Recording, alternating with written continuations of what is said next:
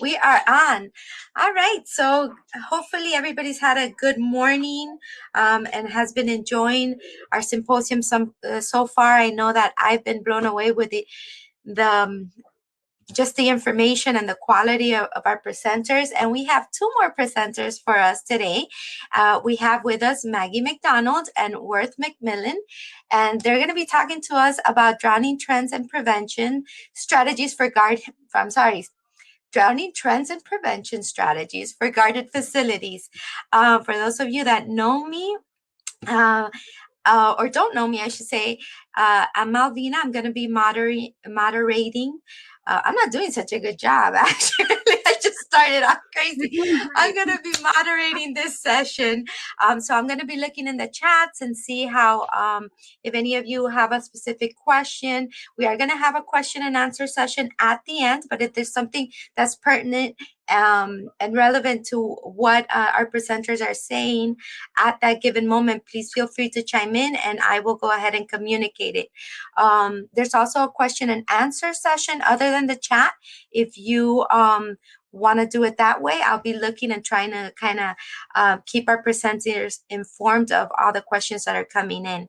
Without further ado, thank you, presenters, and go ahead and tell us a little bit about yourselves. Awesome. Thanks, Malvina. So hi, everybody. It is, I would usually say nice to see your faces, but this is a new platform for me. So I'm a little bit sad I can't, but, you know, it's great to be here with you all. I wish we could be in sunny Florida. I'm in Massachusetts and it's a little bit chillier here. But my name is Maggie McDonald. I am a risk consultant with the Redwoods Group. I've been with Redwoods for about 4.5 years now. Worth and I actually started on the exact same day, which is always just a fun fact I like to share. But I predominantly work in the California and Colorado states, as well as New Jersey, and I do consulting for youth serving organizations on behalf of Redwoods. I do a lot of work with their aquatics and drowning prevention strategies, and so that is what we're here to share with you today, is a lot of the learnings that we've experienced through our customers and through assessing and learning from events that have happened at their pools. So next I'll hand it over to Worth McMillan, who will give a little introduction of himself. Yeah, thanks, Maggie. Like she said, my name is Worth McMillan. I'm also a risk consultant here at the Redwoods Group. Been here for about 4.5 years and doing a lot of the same work with our customers. I'm more in the Southeast region. Don't have anyone in Florida yet. Hopefully one day I'll get down there. But I work a lot in North and South Carolina, Tennessee, Virginia, Georgia, Alabama, Mississippi. And like Maggie said, we work a lot on aquatic safety, and we also look at abuse prevention and other risks that are kind of unique to our customer group of youth serving organizations, such as YMCAs, Boys and Girls Clubs, Jewish community centers, and summer camps. But we are happy to be here today and share kind of what we've learned from 20 plus years of studying their aquatics practices and, investigating claims as they come through our door as the insurance carrier. We've gotten to learn a lot, and we hope to share those learnings with you all so that you can go take them back to your facilities and your pools to make sure you're as safe as possible and summer is fun for everyone involved. And I'm coming to you from Raleigh, North Carolina. I don't know if I mentioned that. All right, perfect. I'm going to go ahead and just take myself off screen so that I don't distract. But I'm here for you guys. Thank you very much. All right. Thanks, Malvina. Great. So just a little bit about the Redwoods Group for those of you who don't know who we are. The Redwoods Group is an insurance company founded in Raleigh, North Carolina, where Worth is located. And this is kind of our catchphrase. It's on the walls of our building. Redwoods was founded by a couple who had a real passion for the YMCA and who also had a passion for stopping child sexual abuse and stopping drownings from happening. And they believed that the way that they could do that was by founding this insurance company who would obviously provide insurance, but through the learnings and incidences that would come through their customers and, come to us as the insurance company, we would assess and learn from them and then share out that information and those learnings so that hopefully we can stop that from ever happening again. We believe in doing that from a place of love and service, because we believe that the only way that you can transform and change behaviors is through those very two things. And so we are a very mission-oriented company. And I would say that Worth and I both came from youth serving organizations, and many of the people at Redwoods really do have a passion for probably a lot of the roles that you all serve in. So it's a pleasure to be amongst you today. And as Worth mentioned, and how I spoke earlier about the data we receive, we come to you all with learnings from our customers' experiences, and we assess that data. We use it to change the operating behaviors of our customers, and really we share this information pretty broadly and widely. If you haven't ever visited our website, you should check it out. There's tons of free resources. But we do this with the hope and goal that we will stop injuries from happening, and so that you can continue focusing on the mission that you probably set out to do, which is, keep communities safe, or ensure that kids have a positive, youth development experience, or just so that adults or kids are safe in your program. So that is our goal today, and we hope that you all learn something. If you have questions, please fill up the chat. We love to hear from you all. So Worth, I'll turn it over to you. Yeah, so obviously we do get a lot of data from several types of claims that come to us, but today we're going to focus on the aquatics ones, being the summer is just around the corner and you all are pool and aquatics operators. We're sharing some of that with you. And this first picture is just a graphic of the drowning incidents we've investigated and worked through with our customers in the past. This is since 2003, so about 18 years. And this is just a graphic of a pool, obviously, and showing you where the drownings have occurred. And, it might be a little surprising to see that cluster in the shallow end. You can see on the left side, the vertical axis is the age of the victim. And then the depth of the water is going from left to right horizontally. So most of the drowning victims that we've seen have been about 7 and under, and in the shallow end. And that, again, it might sound surprising to you. Shallow end is often treated as a safe area where 7-year-olds or non-swimmers and other young children spend their time to be protected. But what we've learned is that the shallow end alone is still a risk, and putting kids there, hoping that there's less water and it'll be safer, that's not enough. And there's a lot more that we can do and need to do in order to protect those kids in our care. And then, of course, you see there are other victims and people who have drowned in other areas of the pool, and we're going to focus on that as well, because just because there's not a data cluster, they're still very important, and we want to minimize and prevent all drownings across the board. So we're going to dive in a little deeper on some of the things we've learned. And the most recent trends that we've been highlighting in our conversations with customers are these 5 listed here. First one being a lack of in-service training or adequate in-service training. And that, I think most people are probably familiar, but those are just trainings for your lifeguards that occur throughout the year on a frequent basis, so that their skills and your responses, to an emergency are consistent and up to date. You want guards to be ready for that event if it comes, and they can only be ready if they're constantly practicing and being trained and reviewing the skills that are needed to perform a rescue. So we've seen not enough in-service happening, and we've also seen in-service training that covers not quite enough material throughout the year. We've got a lot of stuff that comes into play in a drowning situation. And so we need to touch on all of that throughout the year during in-service training. Second one, incorrect equipment usage. That's something we've seen, again, in the investigations after the fact. We look at video footage, we talk to lifeguards and people who are on the scene, and we've learned that oxygen and AEDs are not always used properly or used in a timely manner. And some of the factors that contribute to that are, again, a lack of training. Maybe the guards haven't touched the AED in over a year, so it's a little bit foreign to them when it's dropped in front of them during a real life emergency, and they've got to figure out how to run it. And oxygen as well, not enough training on that, or sometimes the equipment is out of date, expired AED pads, they haven't been inspected and they're not ready to be used. And I guess another factor that we've seen with the equipment is that when it's delivered to the scene of an emergency, it's not always prepared and it's not placed and made accessible to the lifeguards in a way that is easy to use in the midst of that very time sensitive response. So, dropping a duffel bag with an AED and oxygen inside doesn't really help a guard as much as it would if you were to open the duffel bag, prep the AED or prep the oxygen, and then hand them the equipment ready to go. So that's kind of a piece of training that needs to be covered with other responders in your facility who may not be lifeguards or who may be, but training them to set guards up for success with that equipment. The next one is medical events. I know we talked in that first graphic about the young children that have drowned in that data set that was very clustered in the under 7 and under 5 feet of water. But we've seen more and more medical events in older members and swimmers.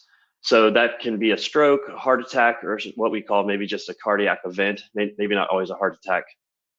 We've also seen epilepsy come into play where seizures happen in the pool. And the trick there is that guards don't know exactly to look for that. It does look a little different maybe than someone sitting on the bottom totally motionless. That's a pretty clear signal to go in and make a rescue. But some of these medical events show up differently, where people in the midst of a stroke or a heart attack or a seizure might still be moving and may not be too far below the surface of the water. So guards second guess whether or not they need to respond, and that delays the time that care is given. So again, training on that and making guards aware. Next is lifeguard positioning. If a guard's going to be able to identify a victim, they need to be positioned in a place where they can do that. And sometimes we've seen guards placed too far away from the edge of the pool or in a low-seated chair that limits some of what they can see. And also a lot of environmental factors like glare and water features in a pool. If you have a splash pad or a fountain that disrupts the surface of the water a lot, that makes seeing to the bottom more of a challenge. And last but not rescue ready guards. Quite simply, are your guards ready to make a rescue? Part of that is the training and the skills they have, but this piece is really talking about the equipment they have on their person while they're in the stand. So all lifeguards, as you know, should have the lifeguarding tube. They should have the fanny pack with the mask and the PPE inside of it. And then there's more that we're going to talk about later as we dig into rescue readiness. But those are the trends we're going to talk a little bit about today. And I hope to answer any questions you have. So again, fill up the chat if you have them as we're going, and we'll try to come back to them later. Yeah. Thanks, Worth.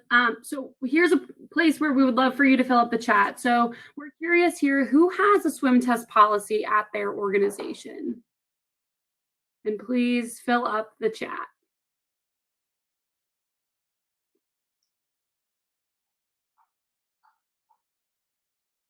Julie, thank you. Boys and Girls Club. Great. Hello. Okay, so that's okay if you don't. We are going to give you some, an idea of what a swim test policy should look like. And the other thing is, great city of Hallandale Beach. If I said that correctly, I really hope so. The other thing that we wanted to ask is who protects non-swimmers, and that's either putting a non-swimmer after their swim test, right? You figured out that they unfortunately are just not as strong as a swimmer as we might want them to be. So do we put them in a life jacket or within arm's reach of an adult? So if you do that, please comment into the chat and say yes or no. That would be great. And so while y'all are doing that, we will talk a little bit about our swim test policy. So years and years ago, when Redwoods was seeing a lot of those, when that cluster of data was really alarming, we were having a lot of drownings with kids.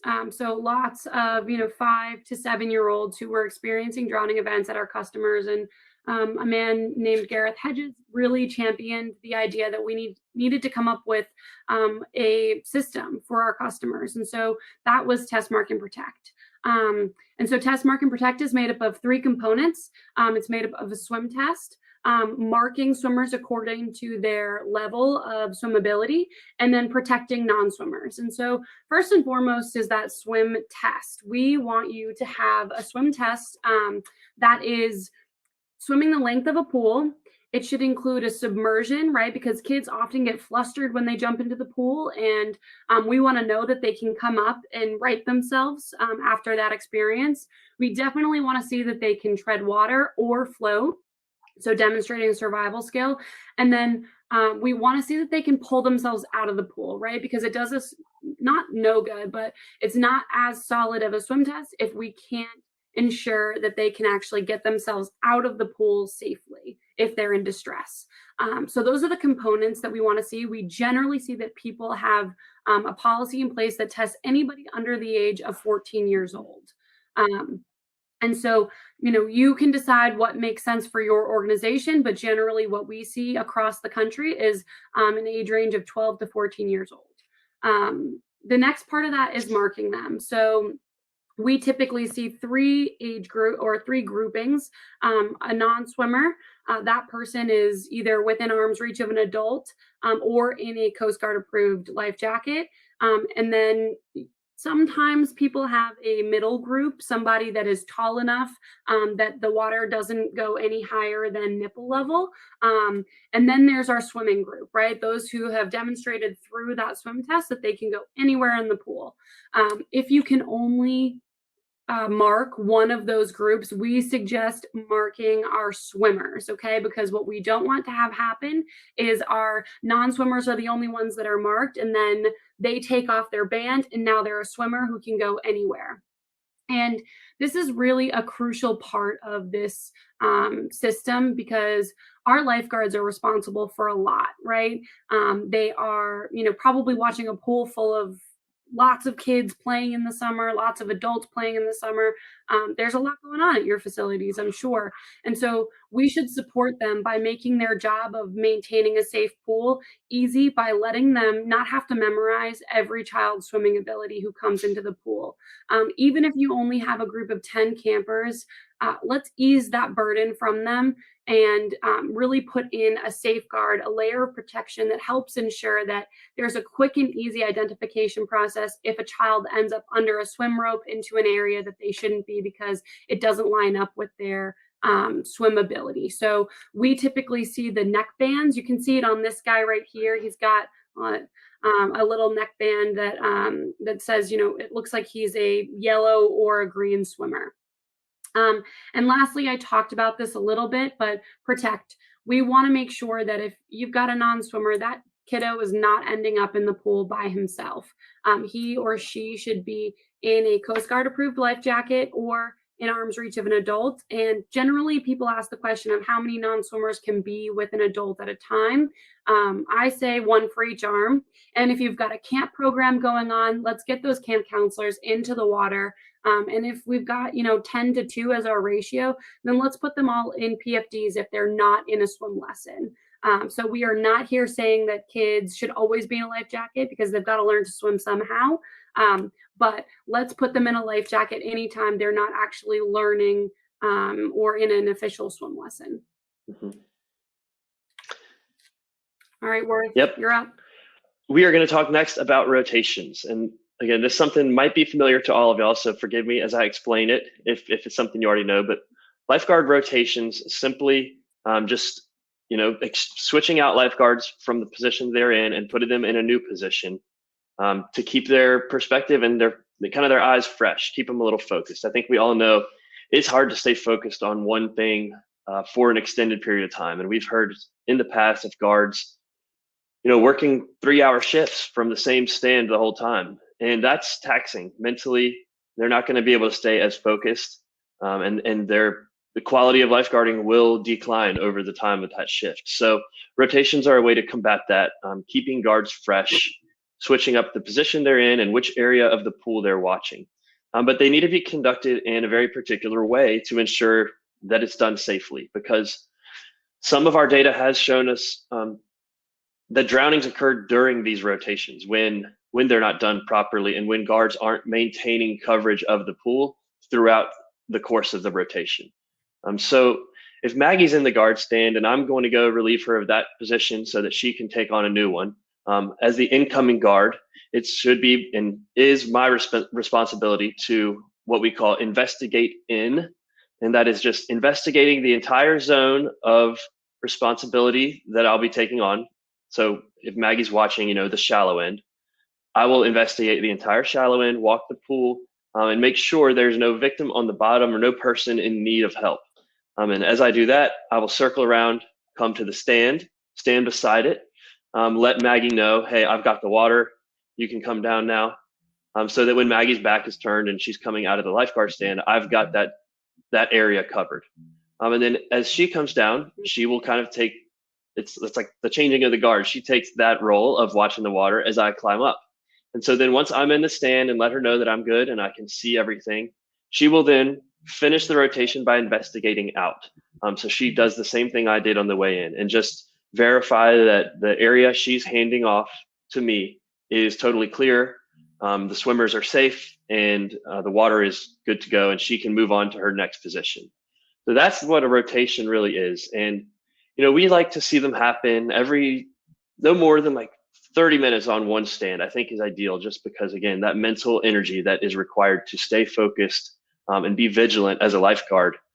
We want to really respect that and know that guards, they need that mental break of getting out of the chair, moving their bodies, and then looking from a different angle, seeing a different side of the pool. And just, it's a kind of a mind hack, I think, just to get a fresh perspective and start new, kind of clean slate. And again, when it's done, go ahead, Maggie. There's a really cool study. It's very old. It was done in World War II around to understand the efficiency of radar surveyors. So the people that were watching the radars in World War II.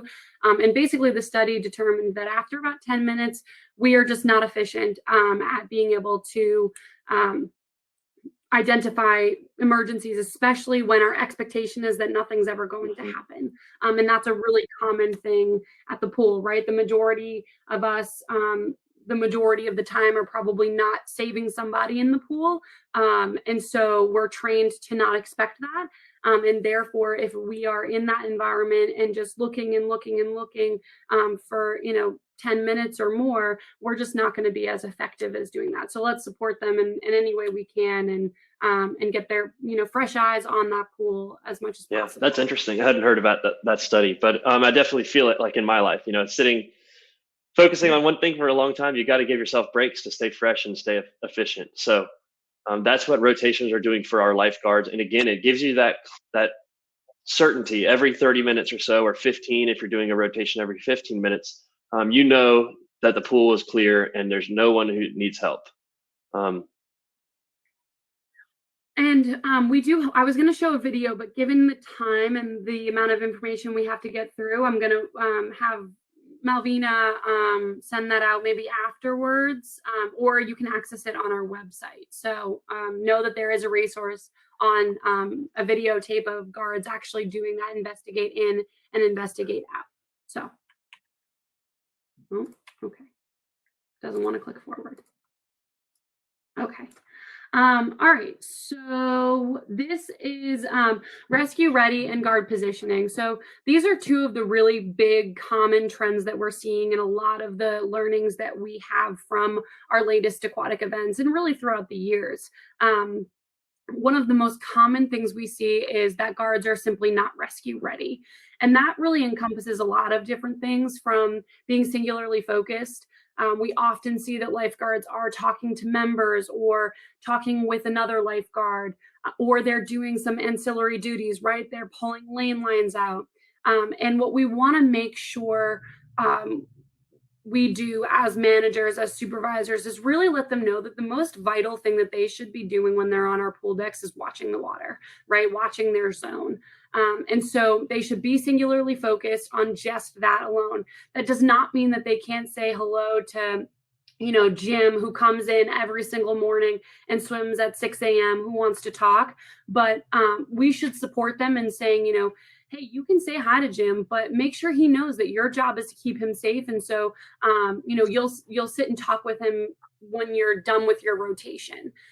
The other part about rescue ready that we are seeing as a common trend is people don't necessarily have the approved uniform or an appropriate uniform.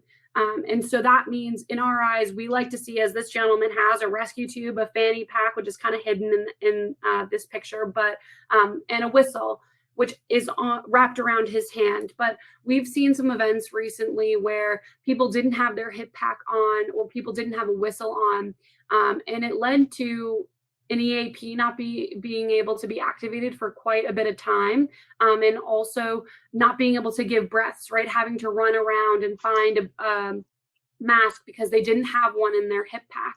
And so the biggest thing as supervisors, as managers, that we can do is to constantly reinforce these behaviors. We have to check in with our lifeguards and applaud them when they show up wearing the uniform that they're supposed to, and just say, hey, constantly check in. Do you have your hip pack? Is it stocked appropriately? Do you have your whistle on? We really don't want them to forget those things, because in the event of an emergency, it does delay care. And as we all know, when somebody has been deprived of oxygen, or when they're experiencing a medical event, really every second counts.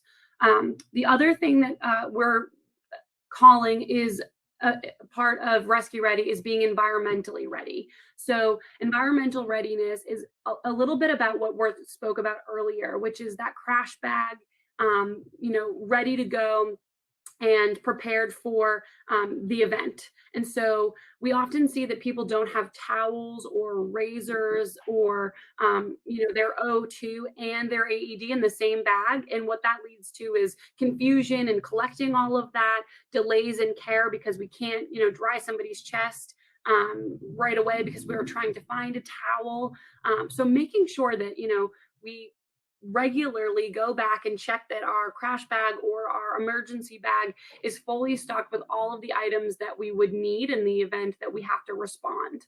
And one of the best ways to do this is to actually practice your EAP. So we can try all that we want to sit in a room and say, what if this happens? What if this happens? And that's a really valuable exercise. But one of the best ways to prepare a really comprehensive EAP and to know what you're going to need at your specific facility is to actually do a drill in real time with members there, with kids there. It is the best learning experience for everybody. We hear all the time that people say to us, oh, well, that wasn't a good place because there was actually a door that's usually locked. So we didn't know that. And we learned that through our, drill that we did. So it proves to be very valuable as a learning experience when you're rehearsing and designing EAPs and when you're really trying to reinforce that readiness. Yeah, and I think that's a good point. Make those EAPs a part of your culture. I mean, we have kids at school. We're doing fire drills and tornado drills growing up as kids and other sort of emergency drills, and it's just normal. So it can become normal. It may be different at first for your organization and your facility, but the more you do it, the more members will be accustomed to it. And it does help them feel safe seeing you kind of practice and show that you're ready for an emergency. But I'm going to move on now to guard positioning. As you see in this diagram, something I talked about early on is the height of the chair and the placement of the chair can really impact what a guard is able to see. So as you can see, a shorter chair, that line of vision, there's a bigger gray area, blind zone under that kind of edge of the pool. But the higher up they get, the narrower that blind spot is and the more visibility they have.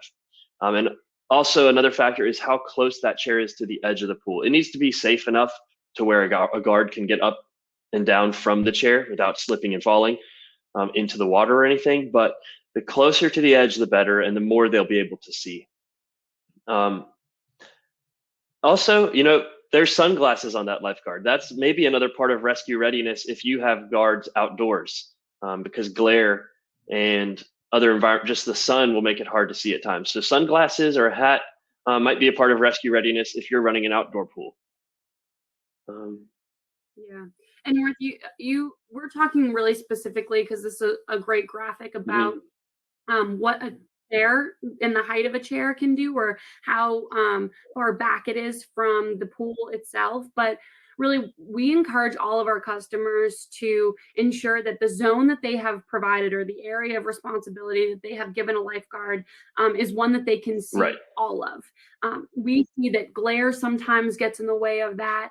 And I liken it to, we would never give a childcare worker, right, the responsibility of watching a room that they can't actually see into, right? Like it would be like, you're in this room and there's a room over here, and they have to sit here and they can't see into that other room, but they're Right. responsible for it. That's not really fair. So we encourage using a towel or a silhouette and dropping it to the bottom of the pool, and then being able to see and confirm with your lifeguards, yes, I can see this zone, or actually, at this point in this lane, the glare gets too bad and I really can't see that. So the extent of my zone needs to be up to, lane 2. And so really going through that process during an in-service training is a very valuable experience. And Maggie, that's important. The glare and stuff is, as you're testing guard positions to make sure they can see their whole zone and their area of responsibility, the visibility might change throughout the day or throughout the season. On a cloudy day, if you're testing zones, everything might look great. But when it's sunny and the glare is back, things might change. Same for later in the year as sun stays out later and later. Continue to test those positions and make sure that the visibility is always there. And ask your guards to speak up if things change. They have to feel empowered to say, I can't see this corner over here anymore. Move guards to this area of the pool because I cannot verify that someone isn't on the bottom. So really have that conversation with your guards and make it's a group effort to figure out best positioning and an ideal like lifeguard placement. Yeah. Okay. So the trend that we talked about earlier that Worth spoke to was medical events. So what we're seeing right now is people coming back into facilities. Some people, older people that have gotten their vaccines, that are ready to be back into a Y or a fitness center or a JCC. Or just people in general, we're all a little bit out of shape. Maybe we bought the Peloton, but we didn't actually use it, or we bought the virtual membership, but we just haven't been using all of those things. I know I can say that for myself. And so we just aren't to the fitness level maybe that we have been before. And if you are, I applaud you. But we are seeing that people are coming into these fitness centers and just are not at the fitness level that they were previous to the pandemic. And so we want to really be wary of that. I've heard of some organizations pushing a notice out to members that just kind of encourages them to ease their way into their workouts. And on top of that, we need to talk to staff about medical events and specifically what they look like. We often learn that they are not really what we think they look like, right? Maybe it's this man that is exhausted and bent over, but sometimes we've seen really sporadic, almost catatonic movements in the water, stiffening of somebody's body, or just really spontaneous, weird movements. And so the biggest learning that we think we want to share, we want to share with you all today is, if your guards don't know, they should go check it out. We want to empower them to own their pool and really take care of the people that are in that water, or wherever they might be in their facility. And so if they see somebody that doesn't look so good, walking over to them and just saying like, hey, do you mind taking a 5-minute break? Or, hey, do you feel okay? And the way to reinforce this is to do those drop drills, is to really encourage vigilance constantly, and to make sure that they know that when they come in, they might get wet. One of my experiences as a young lifeguard, I'll admit, was they rarely did drills at the pool that I was at. And so my expectation was that I could leave and I would be dry as can be and I would never see a drowning event, until I did. And that is really scary. And it's changed perspectives for me. But if we can create those instances that increase vigilance and make people think, at any moment you could expect to see this, then we're more likely going to catch something in a window that we can do something about it. So very important that we are constantly drilling. And that brings us to this slide, which Worth is going to take away for us. Oh, Worth, I think you're muted. Uh-oh. Take 2. This slide just really speaks for itself. Train, train, train. We can't overemphasize that, and how important it is for your guards to be trained. It's going to really instill a lot of confidence in them, and just confidence in you too, that you know your guards are ready, and you've seen them perform rehearsal rescues and do the skills that will be needed in a drowning event. In this picture, you see people backboarding, and that's great. That could become, that could be a crucial skill to have if a spinal injury occurs in your pool. But we do want to say that that kind of speaks to a trend that we've seen. And we see a lot of our customers training very often on backboarding or speedboarding out of the pool. However, we have never in 20 years had a drowning occur because of a spinal injury. Not to say that they won't happen and that skill isn't important, it is, but we've seen a disproportionate amount of training for that spinal concern as compared to the things that we're seeing actually happen, like we've tried to raise up today, the medical events and just kind of rusty skills and poor use of equipment. So we're really encouraging you and all of our customers to train realistically, run through the emergency action plan start to finish. You'll find out where you might have hiccups and where you can smooth out your response. We see a need for guards to practice their compressions more often. Sometimes in the investigations, we've looked at the video and said, these compressions aren't deep enough. That's why they weren't effective. Or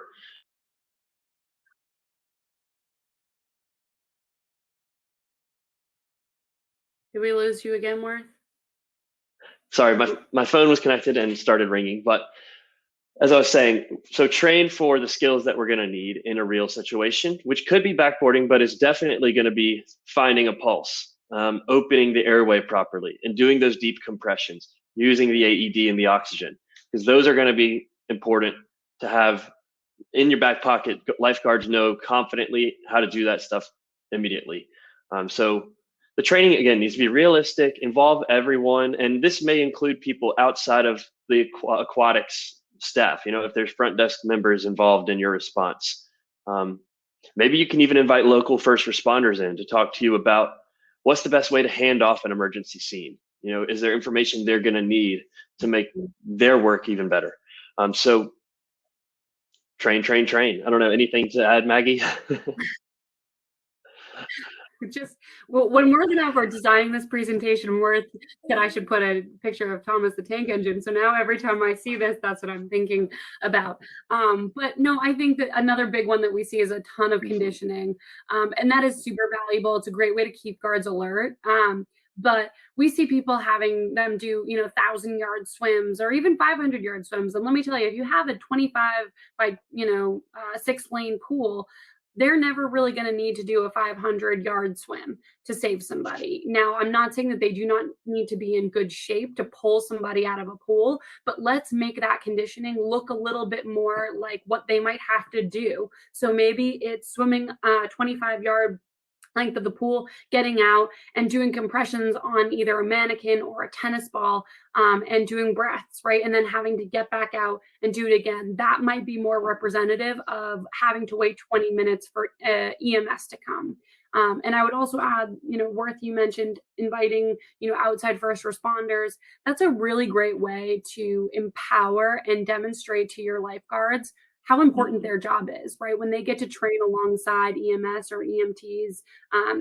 I had that experience last summer when I was training in Massachusetts, and it was really awesome for the lifeguards and the EMS team. They had a whole different respect for lifeguards, and the lifeguards really, they were young guards, and they were really excited about it and kind of left with a different sense of pride. So I encourage doing that if you can.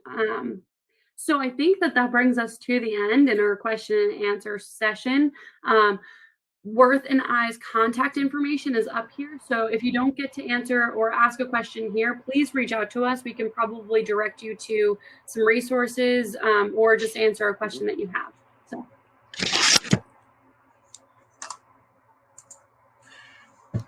All right, perfect. So what a great perspective from the perspective of not So just a little background about myself.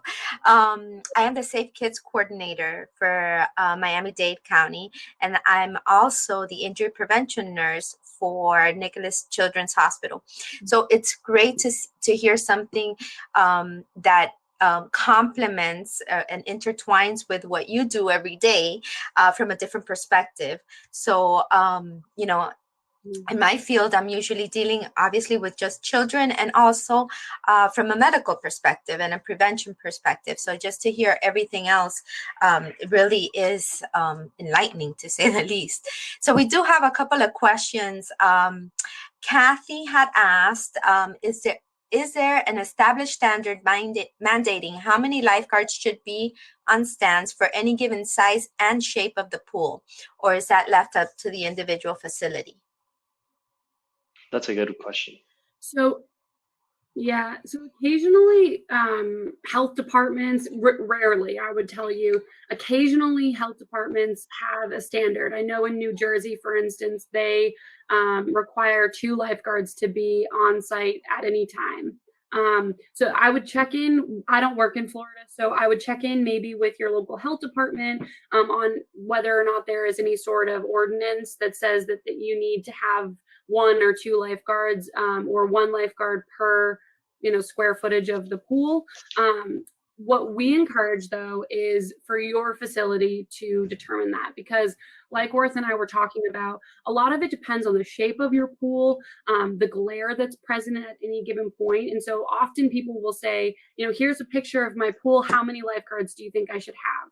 That is really subjective to how many people you have swimming in your pool at a time, but also the shape. If you have a really funky channel in your pool, that's going to provide a lot of blind spots for lifeguards. And so going through a process of identifying where those blind spots are is going to help you say, okay, well, we need this many lifeguards to fully cover the pool. And what we mean by fully cover is every inch of that pool should be able to be seen from top to bottom within 10 seconds. So I hope that helps answer your question, Kathy. We did do a whole webinar on this on our website that is free and available for anybody, and it's right up there. In 2019, I believe we did it on determining proper lifeguard positions. Yeah, I think that. Go ahead. I just want to emphasize that point that Maggie made about the time of the response. That's really important because we've seen, maybe it's possible for 1 lifeguard to see your entire pool. I'm not going to say that that's likely, but if it were the case, you'd also have to verify that that guard can respond to an emergency in every corner of that pool in a timely manner. And there's, guidelines around that. I think it's 10 seconds to identify the victim and then another 10 to get there and respond and pull them out of the water. So that's part of the testing and verifying as well.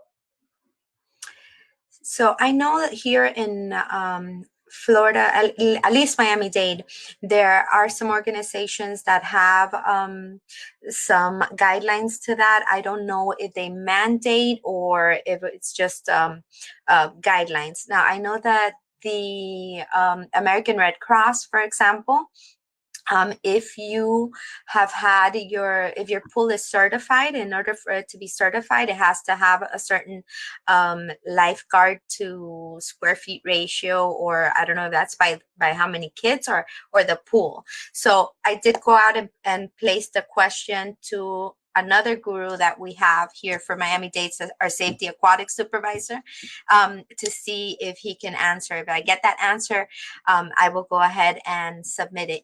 And otherwise, I will find a way to track you all and get that answered. Also, you did mention you had a video that you wanted to share.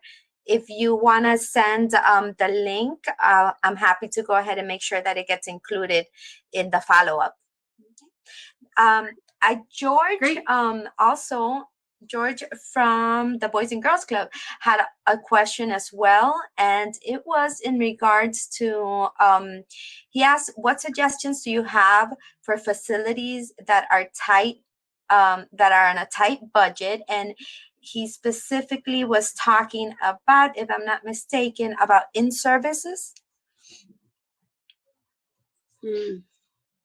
So the industry standard is to do 2 to 4 hours of in-service training per month. And we like to look at that as per guard per month, right? So every guard should have 2 to 4 hours of training per month. And that's training on backboarding, in-water rescues, all that good stuff.